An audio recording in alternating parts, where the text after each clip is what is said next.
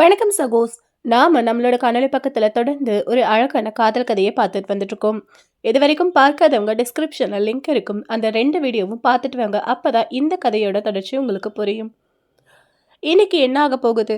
மகுடபதியும் அந்த அழகான செந்திரு பெண்ணும் சந்திச்சாங்களா? பேசுனாங்களா? செந்திருவோட பிரச்சனைகள பத்தி சொன்னாங்களா? அப்படின்றத தான் பார்க்க போறோம். தொடர்ந்து கேட்கலாம் ஒரு சிறிய விளம்பர இடைவேளைக்கு பிறகு. This video is sponsored by Buymoot. Buymoot அப்படின்றது Amazon, Flipkart போன்ற ஆன்லைன் வர்த்தகங்கள் செய்யக்கூடிய ஒரு அமைப்பு தாங்க. நம்ம எப்படி வீட்டுக்கு தேவையான பொருட்கள் கம்மி விலையில அங்க கிடைக்குதுன்னு சொல்லிட்டு நம்ம போய் அங்க பர்ச்சேஸ் பண்றோமோ அதை விட கம்மியான விலையில நமக்கு இந்த Buymootல கிடைக்குதுங்க. பாருங்க, நானும் இதுல பர்ச்சேஸ் பண்ணிருக்கேன். இத்தனை பொருட்களும், அதுவும் பிராண்டட் பொருட்கள் வெறும் 1000 ரூபாயில கிடைச்சது அப்படின்னு சொன்னா நீங்க நம்புவீங்களா? அதுதாங்க நம்ம Buymoot. பாருங்க, இன்வாய்ஸ் காப்பி கூட கொடுத்துருக்காங்க. சொன்ன டேட்ல சொன்ன டைம்ல அதுவும் டெலிவரி பண்ணிருக்காங்க. சோ இன்னும் என்ன யோசிக்கிறீங்க? உடனே Buymoot ஆப்பை டவுன்லோட் பண்ணுங்க, உங்க பணத்தை சேமிங்க. ஓகே சகோசினி, தொடர்ந்து கதையை கேட்கலாம். பெரியண்ணன் தன்னுடைய கதையை சொல்லி முடித்து கண்ணீர் பொழிந்த போது சற்று நேரம் அந்த மேல்மாடியில் நிசப்தம் குடிக்கொண்டிருந்தது. மகுடபதி தான் முதலில் பேசினான். பாட்டா, நான் செய்தது ஒன்றும் பெரிய காரியமில்லை. நீ சபதத்தை நிறைவேற்றிக் கொண்டிருக்கிறாய் பத்தியா? அதை பொருட்டு குடியையும் விட்டுவிட்டாய் பத்தியா? அதுதான் பெரிய காரியம் என்றான். அப்போது கிழவன் கண்ணீரை துடைத்து கொண்டு, தம்பி, பெரிய காரியம்னு சொல்லாதப்பா. அப்படின்னா எழவுன்னு அர்த்தமா? என்ன எழவுன்னு சொல்றியா நீ? அப்படிலாம் பேசக்கூடாது அப்படின்னு சொல்லிட்டு இருக்காரு பெரியண்ணன். அதுக்கு மகுடபதி இருந்துட்டு, எனக்கு பேச்சு சொல்லி கொடுக்கறது அப்புறம் இருக்கட்டும், முதல்ல உங்க பேச்சு என்னன்னு சொல்லுங்க. ஏதோ அபாயம், தலை போகிற விஷயம் அப்படிலாம் சொல்லிட்டு இருந்தீங்க, இப்போ அதை விட்டுட்டு வேற எதையோ பேசிட்டு இருக்கீங்க என்றான். கிழவன் செந்திருவின் முகத்தை நோக்கி, நீ என்ன சொல்றமா? இந்த தம்பிக்கிட்ட எனக்கு பூரண நம்பிக்கை இருக்கு. உனக்கு இஷ்டம் இருந்தா அவர்கிட்ட எல்லாத்தையும் சொல்லி யோசனை கேட்கலாமா என்றான். அப்போது செந்திரு, உன் இஷ்டம் பாட்டா, நாமோ இக்கட்டில் அகப்பட்டு கொண்டிருக்கிறோம். ஆனால் இந்த காந்தி குல்லாக்காரர்கள் ஒத்தாசை செய்வார்கள் என்ற நம்பிக்கை எனக்கு அவ்வளவாக இல்லை. ஒரு சமயம் இவர் மாதிரியே தான் ஒரு காந்தி குல்லாக்காரர் என்னிடம் ரொம்ப ரொம்ப கரிசனமாக பேசிக் கொண்டிருந்தார். அவர் ஜெயிலிலே இருந்ததாக சொன்னார். நானும் 3 வருடமாக ஜெயிலிலே தான் இருக்கிறேன் என்று அவரிடம் சொன்னேன். சீக்கிரத்தில் வந்து விடுதலை செய்கிறதாக சொல்லிவிட்டு போனார். 1.5 வருடம் ஆச்சு. அப்புறம் எட்டியே பார்க்கவில்லை. அதனால்தான் காந்தி குல்லாக்காரர்களிடம் எனக்கு சந்தேகமாய் இருக்கிறது என்று செந்திரு சொல்லி வந்தபோது மகுடபதியின் உடம்பில் மயிர்கூச்சல் உண்டாயிற்று. செந்திரு கடைசி வார்த்தைகளை சொல்லிக்கொண்டே தன்னை கடைக்கண்ணால் நோக்கியதை அவனும் பார்த்தான். அந்த அழகிய கரிய கண்களின் ஓரத்தில் நீர்த்துளிகள் துளித்து நிற்பதையும் கண்டான். தான் ஓடக்கரையில் பார்த்த பெண்தான் இவள் என்பதையும், தன்னை அவளும் அறிந்து கொண்டாள் என்பதையும், அதற்கு பிறகு அவனை பார்க்க வரவில்லை என்ற கோபத்தினாலும் துக்கத்தினாலும் அப்படி பேசுகிறாள் என்பதையும் ஒரு நொடியில் அறிந்து கொண்டாள். தழதழத்த குரலில், நான் அப்போதே சொன்னேனே, என்ன தேசம் விடுதலையான பிறகு உன்னை வந்து விடுதலை செய்வதாக என்றான். தேசம் இன்னும் விடுதலையாகவில்லையா என்றாள் செந்திரு. மகுடபதிக்கு சிரிப்புதான் வந்தது. அவன் கம்பராமாயணம் கேட்டிருந்தான். சீதை அயோத்தி நகரின் கோட்டை வாசலை தாண்டியதும் காடு எங்கே என்று ராமனிடம் கேட்ட விஷயம் அவனுக்கு நினைவு வந்தது. தேச விடுதலை என்பது அவ்வளவு சீக்கிரம் நடக்கக்கூடியதல்ல.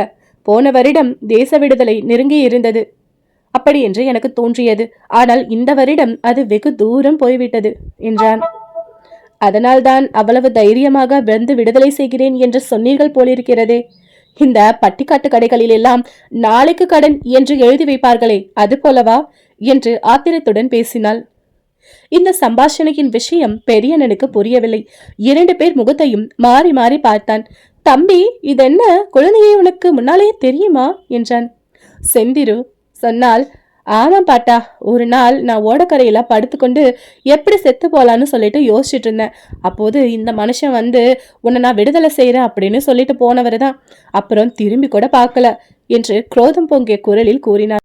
அப்போது மகுடபதி, என் பேர்ல தப்பு ஒன்றும் இல்லை. நீ சரியா விவரம் சொல்லாமலே ஓடிட்ட. உன் பேரை கூட நீ சொல்லல. இருந்தாலும் உன்னை நான் மறக்கவே இல்லை தெரியுமா? ஓயாம உன்னோட ஞாபகமாக தான் இருந்தேன். நீ சுட்டி காட்டின வீட்டை பற்றின தகவலை நான் விசாரித்தேன். அது என்னமோ சிங்கமேடு தங்கசாமி கவுண்டர் வீடாச்சே. அதில் 3 பொண்ணுங்களும் அவரோட தமையனார் பொண்ணும் இருக்கிறதா சொன்னாங்க. அதோட இல்லாமல் இப்போதான் சமீபமாக அவருக்கு 2ஆம் தரம் கல்யாணமும் நடந்ததாமே. இதில் நீ யாருன்னு நான் எப்படி கண்டுபிடிக்கிறது? அப்புறம் அதுக்கப்புறம் பல தடவை உன்னை பார்க்கறதுக்கோசம் அந்த ஓடக்கரைக்கு வந்தேன். எவ்வளோ நேரம் வெயிட் பண்ண தெரியுமா? ஆனால் நீ வரவே இல்லை, உன்னை பார்க்கவும் முடியல. ஒருவேளை நீ என்ன மறந்துட்டியோ என்னவோ, அன்னைக்கு நீ என்கிட்ட சொன்னதெல்லாம் கூட விளையாட்டு பேச்சோ என்னவோன்னு நானும் நினைச்சுக்கிட்டு அதுக்கப்புறம் அந்த பக்கம் நான் வரதையே விட்டுட்டேன் என்றான் மகுடபதி. செந்திரு சொன்னால், ஆமா ஆமா, நான் கூட உங்களை மறக்கவே இல்லை. நான் மறந்தாலும் உங்களை எனக்கு ஞாபகப்படுத்துறதுக்கோசரம் என் கால் அடையாளம் இருக்கு பாருங்க அப்படின்னு சொல்லிட்டு அவளுடைய வலது காலை மறைத்து கொண்டிருந்த சேலையை சிறிது நகர்த்தி காட்டினாள். முழங்காலுக்கு கீழே ஒரு நீளமான நெருப்பு சுட்ட வடு காணப்பட்டது. அதை கண்டதும் ஐயோ என்றான் மகுடபதி. நான் உங்களுடன் ஓடைக்கரையில் பேசிக் கொண்டிருந்தது எப்படியோ சித்தப்பாவுக்கு தெரிந்து போய்விட்டது. நீ அவருடைய தமையனார் பெண்தானா? ஆமா ஆமா. உனக்கு அப்பா அம்மா இல்லையா?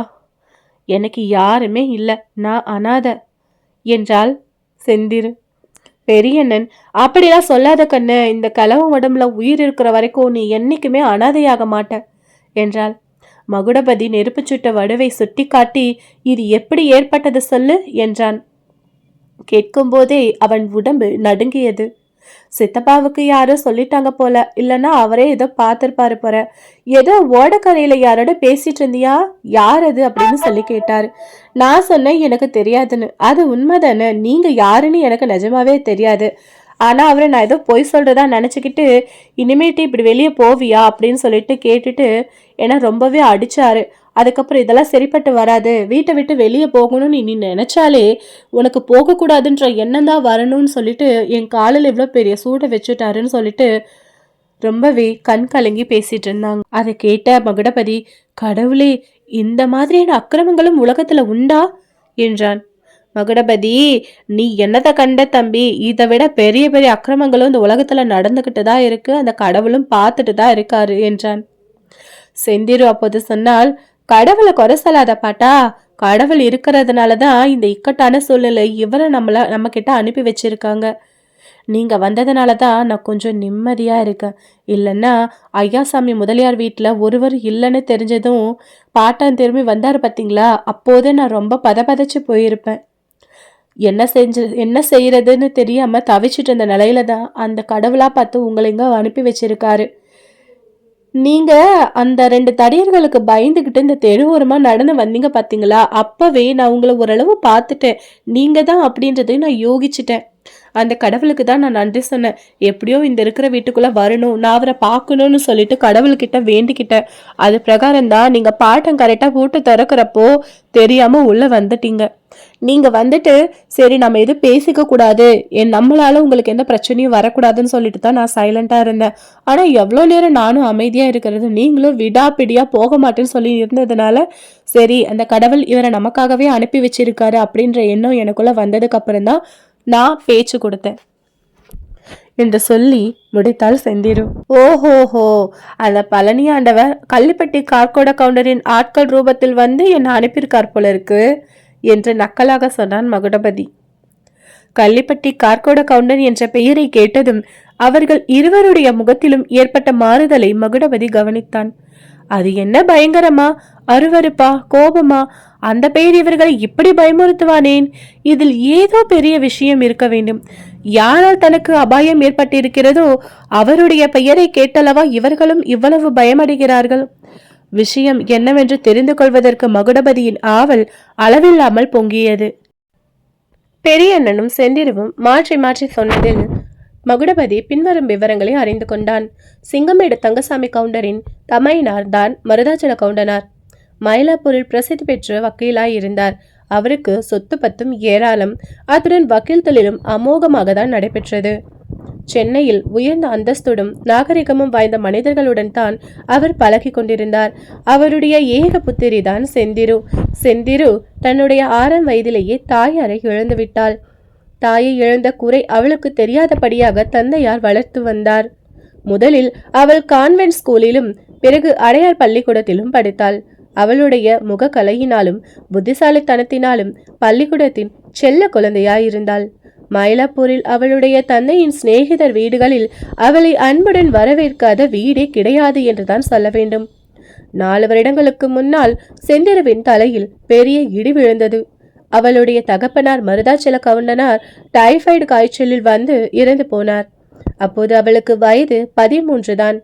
செந்திரு அனாதையான அதே சமயத்தில் பெரும் பணக்காரியாகவும் ஆனாள். ஏனென்றால் அவள் தாயாருடைய சொத்துக்களும் தந்தையாருடைய சொத்துக்களும் எல்லாவற்றிற்கும் உரிமையானவள் அவள் ஒருவளே. அவளுடைய சித்தப்பா தங்கசாமி கவுண்டர் அவளை சிங்கமேட்டில் தங்களுடைய வீட்டுக்கு அழைத்து போனாள். வேறெங்கும் அவளுக்கு புகலிடம் கிடையாது. தங்கசாமி கவுண்டரும் அவருடைய தமையனாருக்கும் எவ்வளவோ வித்தியாசங்கள். மருதாச்சல கவுண்டர் 35 வயதிலேயே மனைவியை இழந்த பின்னும் மறு விவாகம் செய்து கொள்ளவில்லை.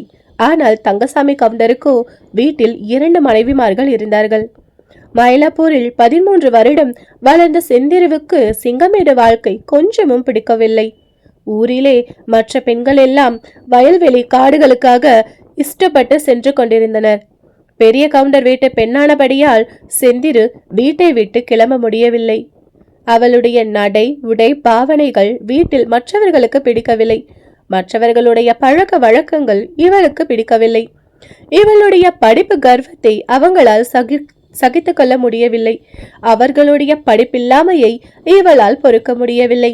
இதனால் வீட்டில் அடிக்கடி சண்டை வந்து கொண்டே இருக்கும். தங்கசாமி கவுண்டர் மருதாச்சல கவுண்டர் போலவே சமபாகம் பெற்றவர். ஆனால் அவர் தாலுகா போர்டு, ஜில்லா போர்டு போன்ற எலெக்ஷன்களில் ஈடுபட ஆரம்பித்ததிலிருந்து அவருக்கு வரவுக்கு மேல் செலவுதான் அதிகமாக இருந்தது. இதனால் கடனும் முற்றிவிட்டது. இப்போது அவருக்கு 2 லட்சம் ரூபாய் கடன். சொத்து முழுவதையும் விற்றாலும் அடைக்க முடியாது என்பது சந்தேகமே இல்லை. எலெக்ஷன் விவகாரங்களில் தங்கசாமிக்கு கூட்டாளியாக இருந்தவர்தான் கள்ளுக்கடை கான்ட்ராக்டரான கள்ளுப்பெட்டி கார்கோட கவுண்டர். தங்கசாமி கவுண்டர் அதிகமாக கடன் பட்டிருப்பதும் அவரிடமே. தங்கசாமி கடன் அடைந்து மீண்டு வருவதற்கு கார்கோட கவுண்டர் ஒரு யோசனை சொன்னார். ஏற்கனவே கார்கோடனுக்கு 3 தாரம் கல்யாணம். முதல் தாரம் இறந்து போக இன்னும் 2 தாரங்கள் வீட்டில் இருந்தார்கள். இப்போது செந்திருவை தனக்கு கல்யாணம் செய்து கொடுத்து விடுவதாலும் அதனால் கடன் பூராவும் தானே அடைத்துக் கொள்வதாகவும் சொல்லியிருந்தார் கார்கோட கவுண்டர். அதற்கு தங்கசாமியும் சம்மதித்து விட்டார். செந்திரு மைனர் வயது நீங்கி மேஜர் ஆவதற்கு இன்னும் 6 மாதங்கள் தான் இருந்தபடியால் மேஜர் ஆகிவிட்டால் ஏதாவது ராவடி பண்ணுவாள் என்று அவர்களுக்கு பயமாயிருந்தபடியால் கல்யாணத்தை இந்த மாதமே முடித்து விடுவது என்று தீர்மானித்தார்கள். கார்கோட கவுண்டர் அடிக்கடி சிங்கமேட்டிற்கு வருவதுண்டு. அப்போது செந்திரு அவரை பார்த்திருக்கிறாள். அவரை கண்டாலே அவளுக்கு கதி கலங்கும். அவர் எதிரிலேயே வரமாட்டாள். கல்யாண பேச்சு அவளுடன் காதில் விழுந்ததும் அவள் விஷம் குடித்து உயிரை விட்டுவிட தீர்மானித்திருந்தாள். பெரியண்ண கவுண்டனிடம் விஷம் சம்பாதித்து தரும்படி கேட்டாள். பெரியண்ணன் அவளை தடுத்து கல்யாணத்தை நிறுத்தவும் செந்திருவை அந்த வீட்டிலிருந்து தப்பிக்கவும் வேறு வழி யோசிக்கலாம் என்று கூறினார். அச்சமயத்தில்தான் செந்திருவுக்கு அவளுடைய பள்ளிக்கூட தோழி பங்கஜத்திடமிருந்து ஒரு கடிதம் வந்து சேர்ந்தது. செந்திரு மயிலாப்பூரில் வசித்து வந்த போது அடுத்த வீட்டில் சப் ஜட்ஜ் ஐயாசாமி முதலியார் குடும்பத்துடன் வசித்து வந்தார். முதலியாரின் பெண் பங்கஜம். செந்திரு சிங்கமேட்டுக்கு வந்த பிறகு சில காலம் அவளும் பங்கஜமும் கடிதம் எழுதி கொண்டார்கள். அப்புறம் திடீரென்று பங்கஜத்தின் கடிதங்கள் நின்று போயின. தான் எழுதும் கடிதங்கள் ஒருவேளை தபால் பெட்டியில் சேர்க்கப்படுவதில்லையோ என்ற செந்திரு சந்தேகித்தாள். அந்த சந்தேகத்தை தீர்த்து கொள்ள அவளுக்கு வழியில்லாமலும் இருந்தது. கடைசியாக பங்கஜத்திடமிருந்து கடிதம் வந்து 7 வருடங்களுக்கு மேலாகிவிட்டது. பெரியண்ணனும் செந்திருவும் தப்பும் வழியை பற்றி யோசனை செய்து கொண்டிருக்கும் போதுதான் பங்கஜத்தினிடமிருந்து கடிதம் வந்தது. அச்சமயம் தங்கசாமி கவுண்டர் ஊரில் இல்லை. ஏதோ கேஸ் சம்பந்தமாக சென்னப்பட்டணம் போயிருந்தார். ஆகையால் கடிதம் செந்திருவின் கையில் நேரில் கிடைத்துவிட்டது. அதில் பங்கஜம் தான் எழுதிய பல கடிதங்களுக்கு செந்திருவிடமிருந்து கடிதம் வரவில்லை என்றும் அதனால் கடிதம் எழுதுவதையே நிறுத்திவிட்டதாகவும் இப்போது அவளுடைய தகப்பனார் உத்தியோகத்திலிருந்து ரிட்டையர் ஆகிவிட்டபடியால் குடும்பத்துடன் கோயம்புத்தூரில் வந்து குடியேறி இருப்பதாகவும் செந்திருவின் ஊருக்கு ஒரு நாள் வந்து அவளை பார்க்க விரும்புவதாகவும் எழுதியிருந்தாள். இதை பார்த்ததும் செந்திருவும் பெரியண்ணனும் ஒரு முடிவுக்கு வந்தார்கள்.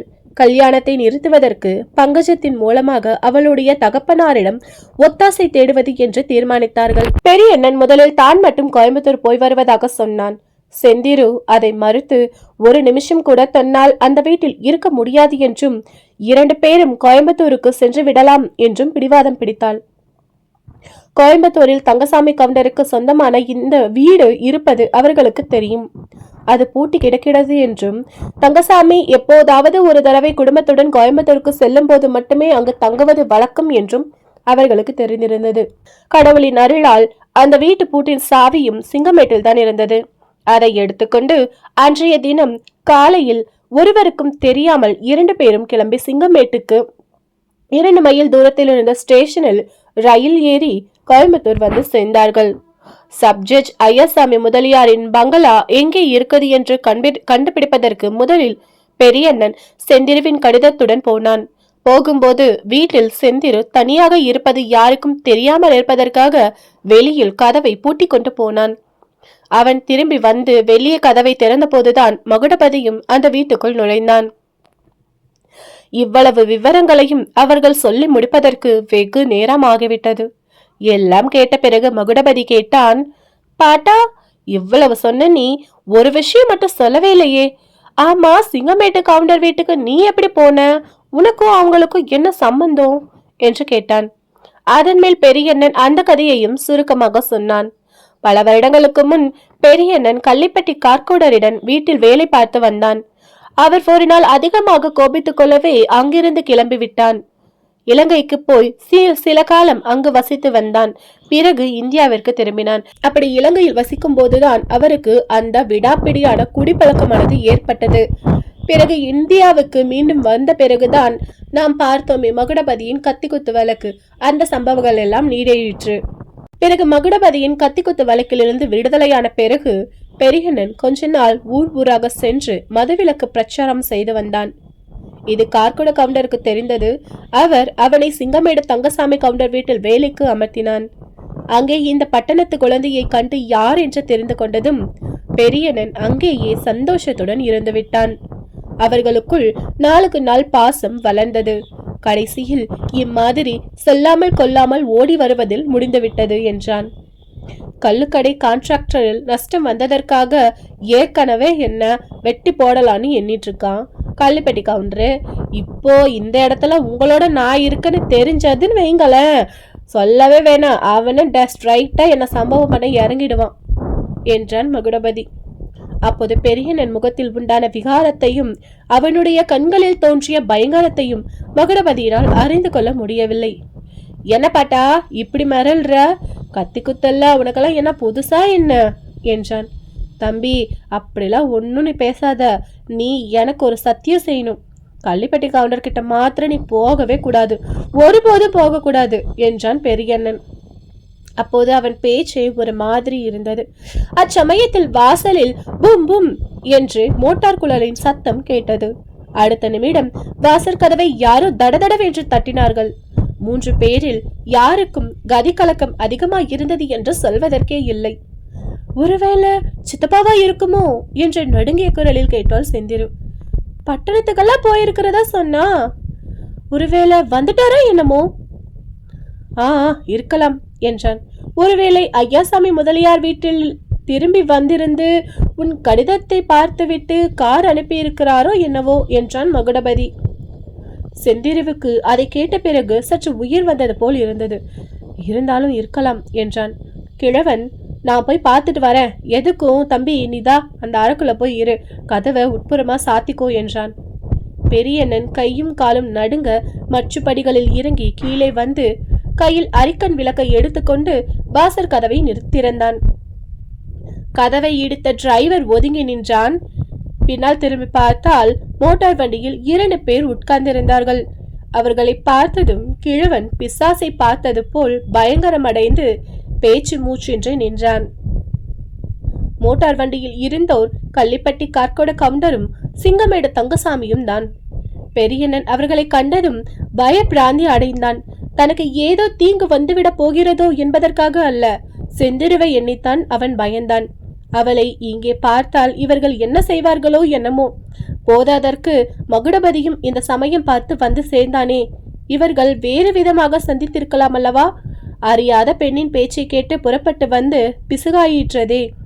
குழந்தைதான் சொல்லிற்று என்றால் 60 வயதான எனக்கு கூடவா புத்தி இல்லாமல் போக வேண்டும்? கவுண்டர் சென்னை பட்டணத்துக்கல்லவா போவதாக சொன்னான். வருவதற்கு 1 வாரம் பிடிக்கும் என்றாரே, இங்கே எப்படி இருக்கிறார்? இம்மாதிரியான எண்ணங்கள் ஒன்றோடு ஒன்று மோதிக்கொண்டு அவன் உள்ளத்தில் எழுந்தன. கையில் லாந்தரை பிடித்தபடி அசையாமலும் பேசாமலும் அவர்களை பார்த்தபடியே நின்றான் பெரியண்ணன். பெரியண்ணை பார்த்ததில் 2 கவுண்டர்களுக்கும் கூட ரொம்ப ஆச்சரியம் உண்டாயிற்று என்பது அவர்களுடைய முகபாவத்திலிருந்து நன்றாக தெரிந்தது.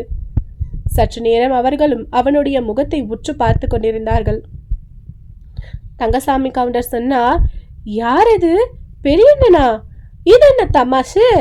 நீ எப்ப இங்க வந்து சேர்ந்த என்று கேட்டுக்கொண்டே காரிலிருந்து இறங்கினார். அருகில் சென்று அவன் முகத்தை பார்த்ததும், என்னப்பா இது? ஏன் இப்படி பேய் அடைச்ச மாதிரி இருக்க? கண்ணு நல்லா தெரியுதா இல்லையா என்றார். இதற்கு பெரியண்ணன் பேசாமல் நின்றான். கார்கோட கவுண்டரும் இறங்கி வந்து, ஒருவேளை மகாத்மா காந்தி பக்தி முத்தி போய் சத்தியாகிரகம் பண்ணவே இங்க வந்துட்டான் போல இருக்கு என்றார். ஏனப்பா அப்படியா?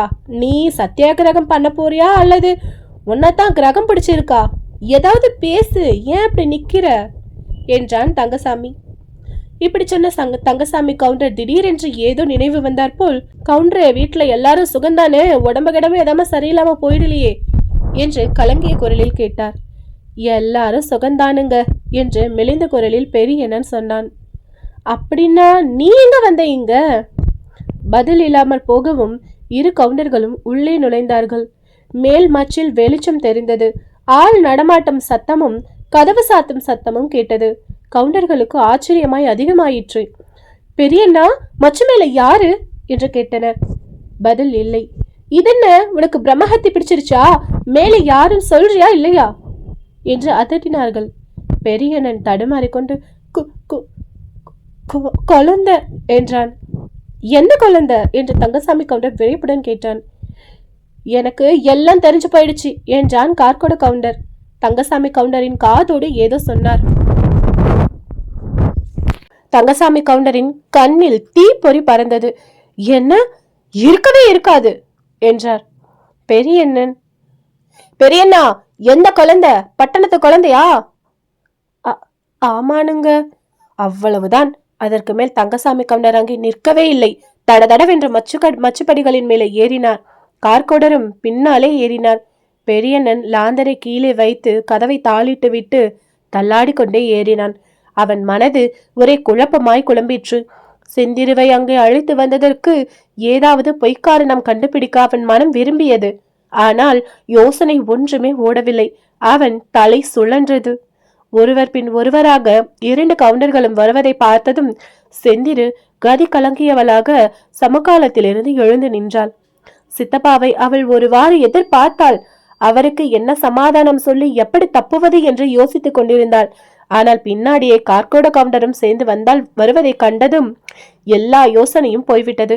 பக்கத்து அறையில் மகுடபதி இருக்கிறான் என்பதை நினைத்ததும் அவளுடைய வயிற்றையும் நெஞ்சையும் என்னவோ செய்தது. மயிலாப்பூரில் அவருடைய வீட்டு கூடத்தில் பழனி ஆண்டவர் படம் ஒன்று மாட்டியிருக்கும். தினம் அப்படத்திற்கு அலங்காரம் செய்து தீபாராதனை காட்டுவது உண்டு. குழந்தை செந்திரு அப்படத்தின் முன்னால் நமஸ்காரம் செய்து, சுவாமி பழனி ஆண்டவா, பரீட்சையில் எனக்கு நல்ல மார்க் வர வேணும், முதலாவதாக நான் வர வேண்டும் என்று வேண்டிக் கொள்வாள். இப்போது திடீரென்று அந்த படத்தின் ஞாபகம் வந்தது. சுவாமி ஆண்டவனே, இந்த ஆபத்திலிருந்து நீதான் என்னை காப்பாற்றணும் என்று மனதிற்குள் வேண்டிக் கொண்டாள். தங்கசாமி கவுண்டர் அவளை வியப்புடனும் ஆங்காரத்துடனும் உற்று பார்த்தபடி அருகில் வந்தார். செந்திரு, நீயா இந்த காரியம் செய்தாய்? என்ன நெஞ்சழுத்தம் உனக்கு, பாவி! கவுண்டரின் உதடுகளும் மீசையும் படபடப்பினால் துடித்தன.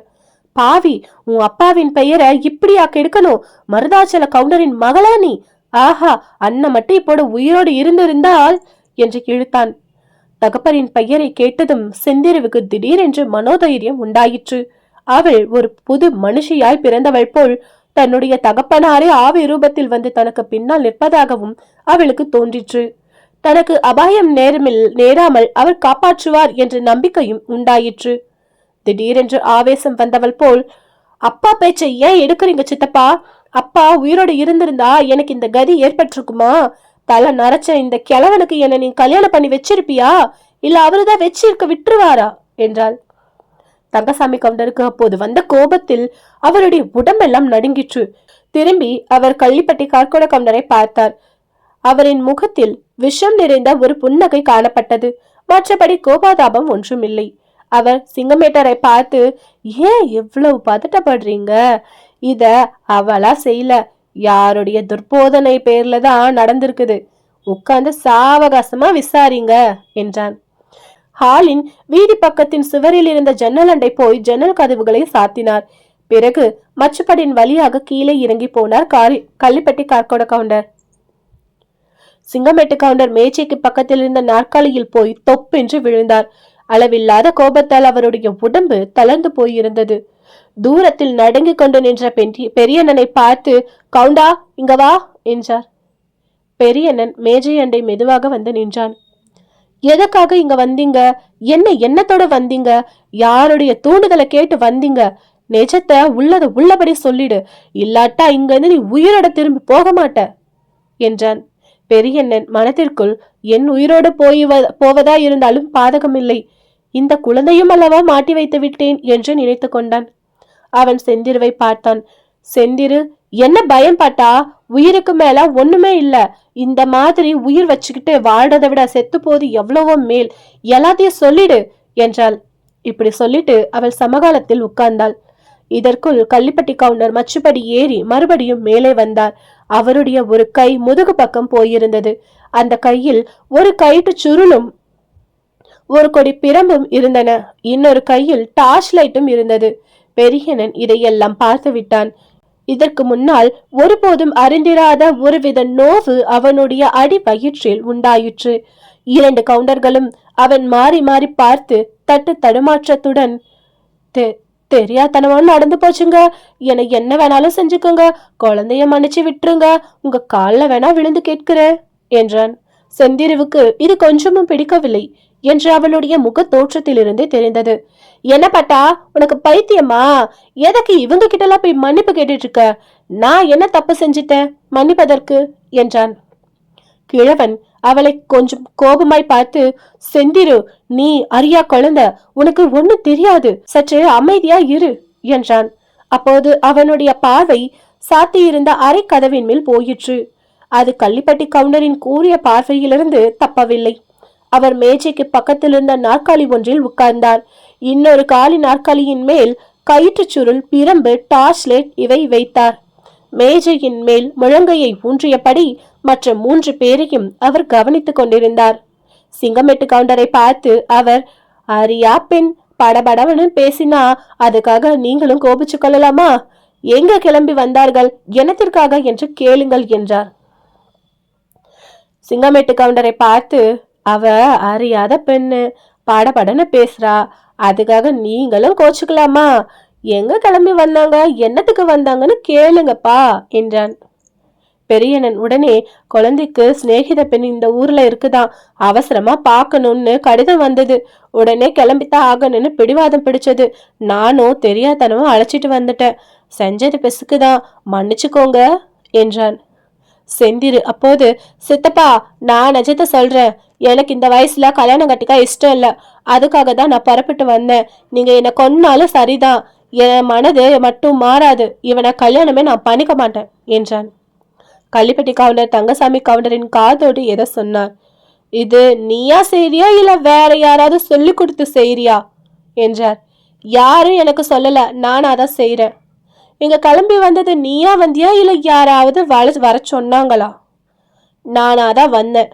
கார்கோட கவுண்டர் போய் என்று சொல்லிக்கொண்டு நாற்காலியிலிருந்து பிரம்பை எடுத்து மேஜையின் மேல் சிங்கமேட்டு கவுண்டரின் பக்கத்தில் வைத்தார். இத கவனிச்ச செந்திரு கோபாவேசத்துடன், சித்தப்பா, நான் யார் சொல்லியும் கேட்கல, உங்களுக்கு தான் யாரோ ஏதோ தப்பா சொல்லி கொடுத்துட்டு இருக்காங்க, அதனாலதான் உங்களுக்கு இவ்வளவு கடனு வந்துருச்சு, இந்த தப்பான வழியிலும் நீங்க போயிட்டு இருக்கீங்க, அதனால என்னை இவனுக்கு விற்கவும் பாக்குறீங்க என்றாள். தங்கசாமி கவுண்டர் மேஜை மீது இருந்த பிழம்பை எடுத்துக்கொண்டு செந்திருவை நோக்கி போனார். பெரியனன் அவருக்கு முன்னால் வந்து தரையில் விழுந்து காலை பிடித்து கொண்டான். கவுண்டர் அவனை உதறி தள்ளிவிட்டு மேலே போய் செந்திருவின் மேல் பிரம்பை வீசினான். அவளுடைய தோளில் சுளீர் என்று விழுந்தது. செந்திரு வீல் என்று கத்திக்கொண்டே கீழே விழுந்தாள். இன்னும் பல அடிகளை எதிர்பார்த்த அவள் கண்ணை இறுக மூடிக்கொண்டு பல்லை கடித்து கொண்டாள். ஆனால் மேலே மேலே அடி விழாதவாறு இருந்தது. ஏனெனில் அச்சமயம் கதவு தாழ்பால் திறக்கும் சத்தம் கேட்டது. பாவிகளா, சண்டாளர்களா, அனாத பெண்ண அடிக்காதீங்கடா, என்ன அடிச்சு கொள்ளுங்கடா என்று கத்திக்கொண்டு மகுடபதி திறந்த அறையிலிருந்து ஓடி வந்தான். கள்ளிப்பட்டி கவுண்டர் கலகலவென்று சிரித்தார். அந்த சிரிப்பின் தொனி பயங்கரமாயிருந்தது. பெரியண்ணன் உடம்பு வெடவெடவென்று ஆயிற்று. இருட்டறைக்குள் இருந்த மகுடபதிக்கு ஹாலில் நடந்த பேச்சுவார்த்தைகள் எல்லாம் நன்றாய் காதில் விழுந்தன. குரலில் இருந்து யார் யார் பேசுகிறார்கள் என்பதையும் ஊகித்துக் கொண்டான். செந்திரு கொஞ்சமும் பயப்படாமல் பேசிய தீரம் நிறைந்த மொழிகள் அவனுடைய காதில் விழுந்த போதெல்லாம் அவனுக்கு மயிர்கூச்சிட்டது. அந்த சமயம் செந்திரு சாதாரண பெண்ணாகவே அவனுக்கு தோன்றவில்லை. காவியங்களிலும் இதிகாசங்களிலும் வர்ணிக்கப்படும் வீர நாரி பெண்ணாகவே அவள் தோன்றினாள்.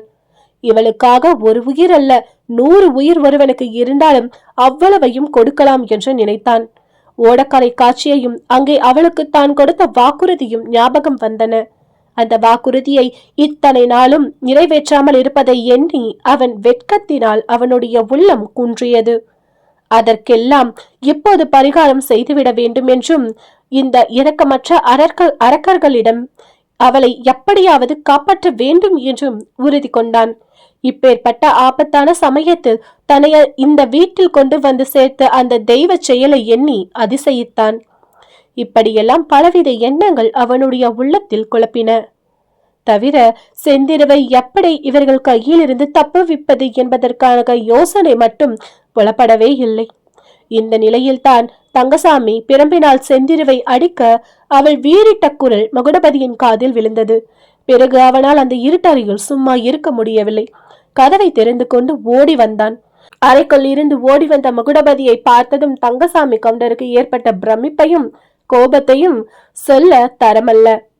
இதெல்லாம் நிஜமா நடத்தவையா இல்ல இந்திரஜால கனவா என்று சந்தேகப்பட்டவர் போல் அவர் கள்ளிப்பட்டி கவுண்டரை பார்த்தார். தங்கசாமிய, நான் தான் சொன்னல்ல, நீ நம்பவே மாட்டேன்ட்ட.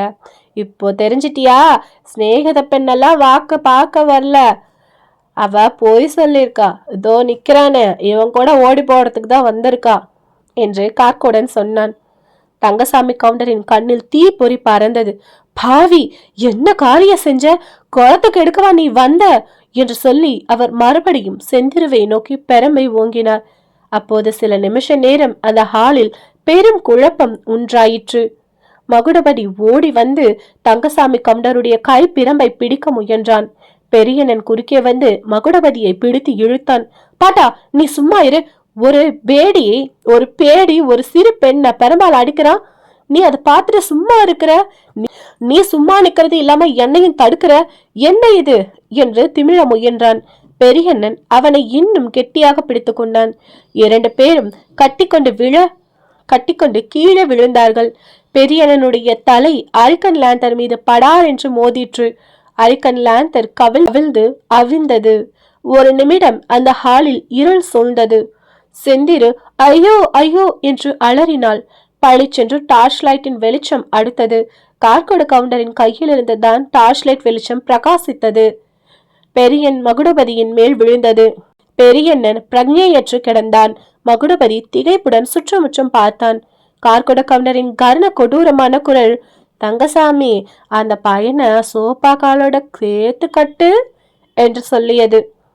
பெரியண்ணன் கீழே பிரக்ஞையற்று கிடப்பதை பார்த்து செந்திரு அலறிக்கொண்டு அவன் அருகில் வந்து முகத்தை உற்று நோக்கினான். திகைத்து போய் உட்கார்ந்திருந்த மகுடபதி கார்கோட கவுண்டரும் தங்கசாமி கவுண்டரும் பிடித்து கரக்கரவென்று இழுத்து கொண்டு போய் சோஃபாவின் காலோடு சேர்த்து கட்டினார்கள். மகுடபதி அவர்களிடமிருந்து தன்னை விடுவித்துக் கொள்வதற்கு செய்த முயற்சி அனைத்தும் பயனளிக்கவில்லை. செந்திரு பெரியண்ணனுடைய மூக்கின் அருகில் விரலை வைத்து பார்த்த பின் மூச்சு வருவது தெரிந்ததும் கொஞ்சம் தைரியம் உண்டாயிற்று. முகத்தில் தெளிக்க தண்ணீர் இருக்கிறதா என்று திரும்பி பார்த்தாள். மகுடபதி சோஃபாவின் காலில் கட்டுப்பட்டு இருப்பதையும் அவன் பக்கத்தில் 2 கவுண்டர்களையும் நிற்பதையும் கண்டாள். கார்கோட கவுண்டரின் கையில் இருந்த டார்ச் லைட் கட்டப்பட்டிருந்த மகுடபதியின் மேல் பிரகாசித்துக் கொண்டிருந்தது. மகுடபதியின் அழகிய முகம் அப்போது மிகவும் பயங்கரமாக தோற்றமளித்தது. அளவில் அடங்காத கோபத்தினாலும் ஆத்திரத்தினாலும் அவன் முகத்தின் நரம்புகள் எல்லாம் புடைத்திருந்தன. நெடிய பெருமூச்சு வந்து கொண்டிருந்தது. கண்கள் தணலை போல் சிவந்திருந்தன. பேடிகளா, என்னை ஏன் கட்டி போடுறீங்க?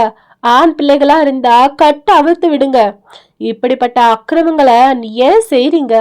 ஆஹா, இந்த பாரத பிரதேசத்துல மகாத்மா காந்திய போன்ற உத்தமரும் இருக்காங்க, உங்களை போன்ற கேவலமான மனுஷங்களும் இருக்காங்கன்னு நினைக்கும் போது கஷ்டமா இருக்கு என்றான் மகுடபதி. அட நிறுத்துடா உன் அதிக பிரசங்கத்தனத்தை என்று சீறினார் கார்கோடர். மேலும் ஏளனம் செய்யும் குரலில் அவர் கூறினார், மகாத்மா காந்தியினுடைய அந்தரங்க சிஷ்யன் அளவா நீ? அதனாலதான் மைனர் பெண்ணை திட்டுத்தனமா அழிச்சிட்டு போகலான்னு பாத்தியா? ஆஹா, நல்ல காந்தி சிஷ்யன். அப்பா தங்கசாமி, ஏங்க அந்த பெரம்பையடு? இன்னைக்கு இவ சிநேகிதர்கள் கடை தெருவிழா சத்தியாகிரகம் செஞ்சு அடி வாங்கினாங்க. இவன் மட்டும் அவங்களுக்கு குறைஞ்சு போகலாமா? அப்புறம் காந்தி மகாத்மா இவனை பத்தி தப்பா நினைச்சிட மாட்டாரு? சச்ச, எங்க அந்த பெரம்பையடு என்றான். தங்கசாமி கவுண்டர் அப்போது பெரம்பை எடுத்துட்டு கார்கட கவுண்டரில் கொடுத்தாள். இதுவரையில் பேசாமல் பார்த்து கொண்டிருந்த செந்திரு, சித்தப்பா, அவர் மேல ஒரு குத்தமும் இல்ல, அவர் என்ன அழைச்சிட்டு வரல, சத்தியமா சொல்றேன், என் சிநேகிதிய பார்க்கதான் நான் வந்தேன். பாட்டன் கடுதாசி கொண்டு போய் என் சிநேகிதி வீட்டுல கூட கொடுத்துட்டு தான் வந்திருக்காரு. அவரை விட்டுடுங்க. அவரை விட்டுட்டா இனிமே நீங்க சொன்னபடி கேக்குற, தோ இவனை கல்யாணம் கூட செஞ்சுக்கிறேன். இல்லன்னு வச்சுக்கோங்களேன், இங்க இருந்து சத்தம் போட்டு ஊரை கூட்டிடுவேன் என்று சொல்லி ஜன்னல் பக்கம் ஓடினாள். தங்கசாமி, அவள் இழுத்து கொண்டு புடிடா, ஏதாவது கத்திர கித்திர போடா, அந்த மேஜ காலோட கட்டு என்றான். செந்திரு எவ்வளவோ திமிரியும் பயன்படவில்லை. தங்கசாமி கவுண்டர் அவளை இழுத்து கொண்டு வந்து மேஜை காலோடு சேர்த்து கட்டிவிட்டார். கார்கட கவுண்டர் சொன்னார், தங்கசாமி, காலத்தை ஓட்டி கொண்டிருக்க இப்போ சமயமே இல்ல, 2ல 1 கேட்டுடு. இந்த பையன் 2 விஷயத்துக்கும் சம்மதிக்கணும். மைனர் பெண்ணை கடத்தி வந்த குற்றம் செஞ்சதாகவும் மன்னிக்கும்படியும் எழுதி கொடுக்கணும். அதோட இனிமே கள்ளுக்கடை போராட்டத்துல பங்கேற்பது இல்லைன்னு எழுதி கொடுக்கணும். இந்த 2க்கும் சரின்னா அவனை உயிரோட விடலாம் என்று சொன்னார். இதை கேட்ட மகுடபதி, நிஜமா முடியாது, முடியவே முடியாது. ஒரு நாள் இதுக்கு நான் சம்மதிக்க மாட்டேன். என் உயிரே போனாலும் மாட்டேன். எனக்கு என்ன வேணா செய்யுங்க, அந்த பொண்ணை மட்டும் விட்டுருங்க. அப்படி ஏதாவது அந்த பொண்ணை செஞ்சுங்க, உங்க 2 பேத்தையும் சேர்த்து வச்சு பத்திரிகையில எழுதி ஊர் ஃபுல்லா சிரிக்க வச்சிருவேன், ஜாக்கிரத என்றான். கார்கோட கவுண்டர் மறுபடியும் பயங்கரமாக சிரித்தார். ஓஹோ, அப்படியா சேதி? இதுதான் உன் கடைசி வார்த்தையா என்று கேட்டான். இடுப்பில் இருந்த ஒரு பெரிய பேனா கத்தியை எடுத்தார். அதன் மடலை பிரித்து டார்ச் லைட்டுக்கு நேரே பிடித்தார். கத்தியின் மடல் பலபலவென்று மின்னிற்று. அதன் விளிம்பு கூராய் இருக்கிறதா என்று கவுண்டர் விரலால் தடவி பார்த்தார். செந்திருவுக்கு அடி வயிற்றை என்னமோ செய்தது. அவள் என்னென்னவோ பேச வேண்டும் என்று நினைத்தாள், கூச்சல் போடவென்று விரும்பினாள். ஆனால் நாக்கு மேலனத்தில் ஒட்டி கொண்டது. வாயிலிருந்து பேச்சு வரவில்லை, சத்தம் போடக்கூட முடியவில்லை. கார்குட கவுண்டர் ஒரு கையில் டார்ச் லைட்டுடனும் ஒரு கையில் பிரித்த கத்தியுடனும் மகுடபதியை நெருங்கினார். அடே, என்னடா சொல்ற என்று கர்ஜித்து கொண்டே கத்தியை ஓங்கினார். மகுடபதிக்கு அச்சமயம் இதெல்லாம் நிஜமல்ல, கனவு கண்டு கொண்டிருக்கின்றோம் என்ற பிரம்மை உண்டாயிற்று. அவன் அண்ணாந்து ஓங்கிய கத்தியை இமை கொட்டாமல் பார்த்து கொண்டிருந்தான். ஓங்கிய கத்தி கீழே வர தொடங்கியது. அந்த வினாடியில் தடதடவென்று காலடி சத்தம் கேட்டது. பெரியண்ணன் குறுக்கே ஓடி வந்து விழுந்தான். சற்று முன்னால் மூச்சை தெளிந்த அவன் இந்த கோரமான காட்சியை பார்த்து கொண்டிருந்தான். கவுண்டரின் கத்தி பெரியண்ணன் வலது மார்பண்டை ஆழமாய் பதிந்தது. ஆ என்று அலறிக்கொண்டு கீழே விழுந்தான். அவனுடைய வாய் ஏதோ முணுமுணுத்து கார்கட கவுண்டரின் கீழே குனிந்தது. ரகசியம், ரகசியம், இத்தனை நாளா, மன்னிக்கணும், மன்னிக்கணும் என்ற வார்த்தைகள் அவருடைய காதில் விழுந்தன. உடனே பெரியண்ணனுடைய தலை சாய்ந்தது. பேச்சு நின்றது. கார்கோட கவுண்டர் டார்ச் லைட்டை 4 புறமும் சுழற்றினார். செந்திரு மூச்சை அடைந்திருப்பதையும் அவளுடைய தலை தொங்கியதையும் கண்டார். பிரமித்து நின்ற தங்கசாமி கவுண்டரை பார்த்து, ஏனப்பா இப்படி நிக்கிற? அவளுடைய கட்டை அவிழ்த்து தூக்கி கொண்டு போய் கார்ல போடு. அவள் மூச்சையானதே நல்லதா போச்சு, இல்லைன்னா ரொம்ப ரகலை செஞ்சிருப்பா என்றார். தங்கசாமி கவுண்டர் மறு வார்த்தை சொல்லாமல் செந்திருவை தூக்கி கொண்டு போனார். அவர்கள் போனதும் கார்கோட கவுண்டர் மறுபடியும் டார்ச் லைட்டை கட்டுண்ட மகுடபதியின் மேலும் குத்துப்பட்டு தரையில் கிடந்த பெரியனன் உடல் மீதும் செலுத்தினார். பயங்கரமாக ஒரு சிரிப்பு சிரித்தார்.